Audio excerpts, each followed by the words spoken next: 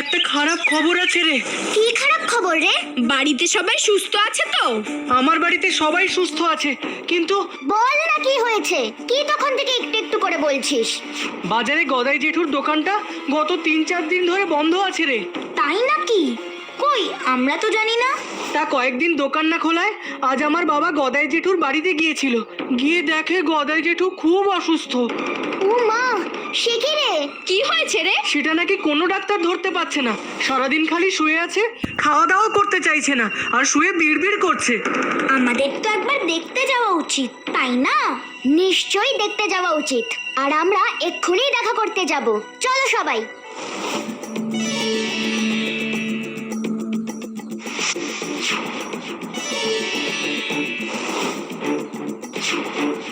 গদাই জেঠু, ও গদাই জেঠু, গদাই জেঠু, ও গদাই জেঠু।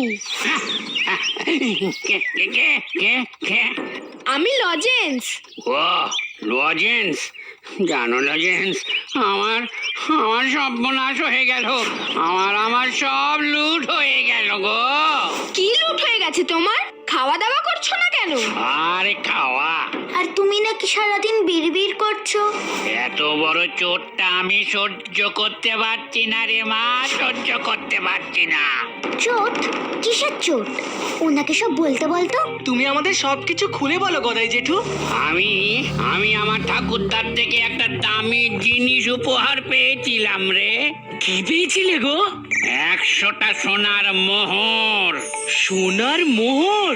এই সোনার মোহরের কথা আমি কাউকে বলিনি রে, এমনকি আমার গিন্নিকেও না।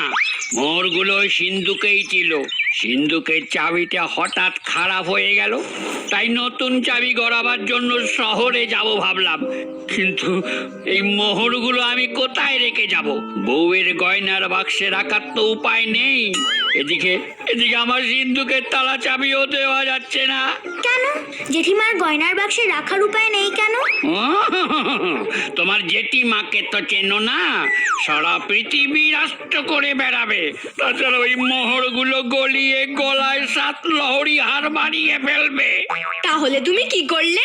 কি আর করব, ভেবে দেখলাম গ্রামের মধ্যে আমি বাদে আর 2জনের কাছে ভালো সিন্ধুক আছে।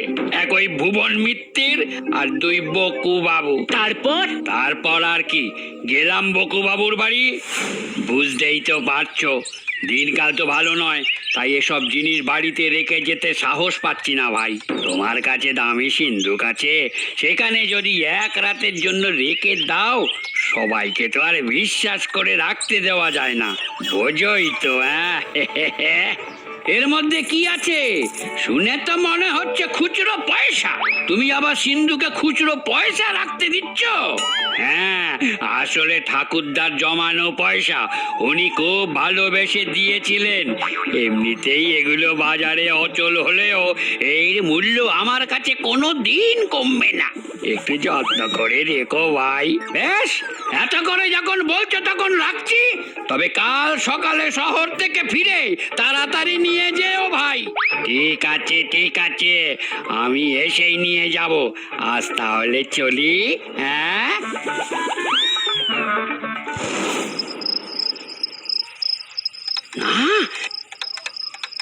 গদাইয়ের বটুয়াটা না খুলে দেখা অব্দি আমার মনে শান্তি আসবে না।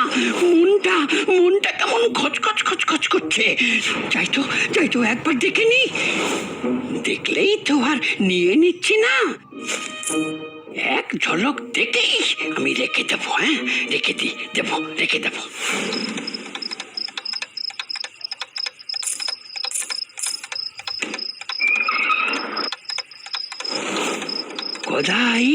গদাই সামান্য কয়েকটা অচল পয়সা এত যত্ন করে আমার সিন্ধুকে রেখে গেল কেন?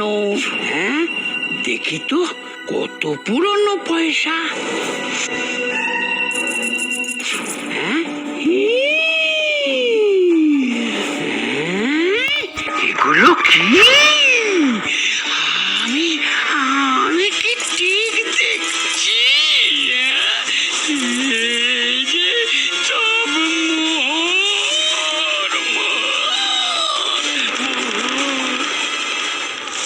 মোহর।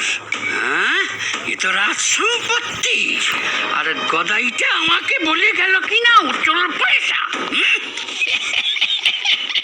গদাই অচল পয়সাই যখন বলেছে, তখন ও কাল সকালে অচল পয়সাই ফেরত পাবে।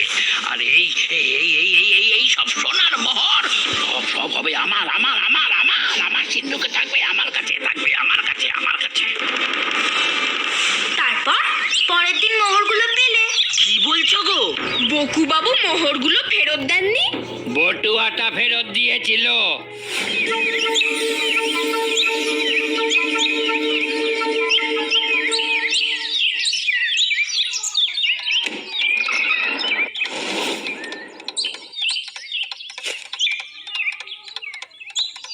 এই নাও ধরো, সেই কাল যেমন রেখেছিলাম তেমন বের করলাম। এর মধ্যে আর সিন্ধু খোলার দরকারই পড়েনি। অনেক উপকার করলে তুমি আমার গো, অনেক উপকার করলে। দেখি আমার ওই অচল পয়সাগুলো সব ঠিক আছে নাকি। এ কি কি হলো? কি কি হয়েছে? কি আমার আমার আসল জিনিস কোথায় বকু? এই যে সব অচল পয়সা। কি বলছো তুমি? এই তো বললে তোমার দাদুর অচল পয়সাই ছিল বটুয়াতে। না না না, বটুয়াতে মোহর ছিল, মোহর। কি অচল পয়সা হয়ে গেল মোহর? আমি কোথায় তোমায় সাহায্য করলাম আর তুমি আমাকেই ফাঁসাতে চাইছো? তুমি এই রকম করবে জানলে আমি কিছুতেই তোমার জিনিস রাখতাম না। একেই বলে চোরের মায়ের বড় গলা। আমার জিনিস চুরি